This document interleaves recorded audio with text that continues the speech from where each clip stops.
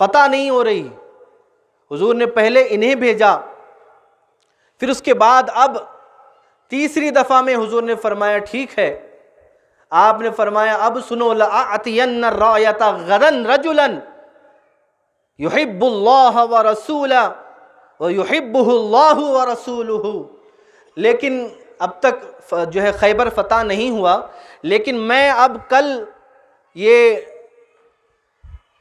پرچم اس کے ہاتھ میں دوں گا، اس کے ہاتھ میں دوں گا جو ایسا مضبوط اور بہادر ہوگا، ایسا مضبوط اور بہادر ہوگا، اور اللہ کی نگاہ میں اتنا بلند رتبے والا ہوگا کہ وہ اللہ اور اس کے رسول سے محبت کرتا ہوگا، اور اللہ اور اس کا رسول اس سے محبت کرتا ہو۔ تو یہ بہت بڑا اعزاز تھا۔ آپ نے تعریف فرمائی، اس کے ہاتھ میں خیبر کے فتح کا پرچم دوں گا۔ حضرت عمر دیگر صحابہ فرماتے رات بھر ہم تو سوئے نہیں کہ کل خیبر کی فتح کا پرچم کس کے ہاتھ میں آئے گا، کیونکہ رسول اللہ نے تو بیان کر دیا کہ جس کے ہاتھ میں پرچم ہوگا فتح اس کے ہاتھ ہوگی۔ رات بھر ہم سوئے نہیں۔ پھر اگلے دن جب ہم سب لوگ اکٹھا اور جمع ہوئے، سب کی نگاہیں رسول اللہ کے چہرے کی طرف ہے، حضور کی لبوں کی طرف ہے کہ ان لبوں پر کس کا نام آتا ہے، کس کا مقدر سنورتا ہے، کسے یہ مہر اور سند ملتی ہے کہ اللہ اس کے رسول اس سے محبت کرتے ہیں۔ یہ تو اللہ اس کے رسول سے محبت کرتا ہے، سمجھ آتا ہے اللہ اس کے رسول اس سے محبت کرتے۔ اتنا بڑا لقب، اتنی بڑی شان، اتنا بڑا اعزاز، سب کی نگاہیں حضور اور کے چہرے کی طرف اور لبوں کی طرف ہے۔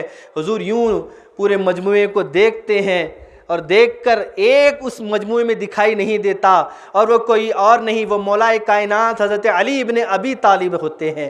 حضور پوچھتے ہیں این علی، علی کہاں ہے، علی کہاں ہے؟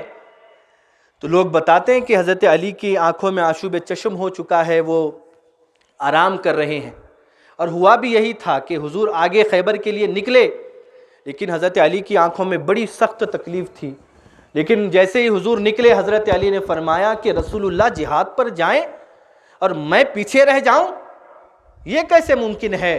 لہٰذا آپ کو دکھائی نہیں دے رہا تھا، آپ نے آنکھوں پر، پھر وہ تکلیف کے مارے، سفر ہے، ریت ہے، آپ نے اپنی آنکھوں کی حفاظت کے لیے پٹی باندھ لی، اتنی آپ کو تکلیف، اور آپ اونٹ پر بیٹھ کر سوار ہو گئے، اور اکیلے تنہا آپ بڑی تکلیف کے ساتھ پہنچے، اور تاخیر سے آئے، آرام کر رہے تھے۔ تو صحابہ نے اس کیا، یا رسول اللہ ایسے ایسے معاملہ ہے۔ فرمایا نا، علی کو بلاؤ۔ حضرت علی کو بلایا گیا۔ آپ نے پوچھا علی کیا بات ہے؟ عرض کیا یا رسول اللہ آشوب چشم ہے، آنکھوں میں بڑی تکلیف ہے، کچھ دکھائی بھی نہیں دے رہا ہے۔ تو مولا کائنات رضی اللہ تعالی عنہ کے چہرے کو حضور نے اپنی گود میں رکھا، اور اپنا مبارک اور مقدس لعاب دہن، لعاب کہتے ہیں تھوک کو، جو لعاب ہوتا ہے، تری ہوتی ہے منہ کی، تو حضور نے یوں اپنا لعاب دہن لیا اور علی کی آنکھوں میں لگا دیا۔ اللہ اکبر۔ حضرت علی فرماتے ہیں جو ہی حضور نے اپنا لعاب دہن میری آنکھوں میں لگایا، گویا میری آنکھیں ایسی ہو گئی کہ کبھی مجھے کوئی بیماری آنکھوں میں تھی ہی نہیں، اور نہ اس کے بعد کبھی مجھے آنکھوں کی کوئی بیماری ہوئی۔ اللہ اکبر۔ لہٰذا حضور نے پرچم عطا فرمایا اور فرمایا کہ علی جاؤ، جا کر خیبر فتح کرو۔ علی نے عرض کیا یا رسول اللہ میں اس وقت تک ان سے لڑتا رہوں جب تک کہ وہ ہماری طرح نہ ہو جائیں؟ حضور نے فرمایا کہ نرمی اختیار کرو اور انہیں اسلام کی دعوت دو، اور یاد رکھو اگر ایک بندہ بھی تمہاری وجہ سے ایمان لے آتا ہے تو یہ تمہارے لیے سرخ اونٹوں سے کئی گنا زیادہ بہتر ہے۔ یہ ایک مثال تھی عرب میں، سرخ اونٹ کو کسی چیز کی رغبت کے لیے بولا جاتا کہ سرخ اونٹ بڑے پسند تھے، تو حضور نے فرمایا ایک شخص بھی ایمان لے آئے تو سرخ اونٹوں سے کئی زیادہ بہتر ہے۔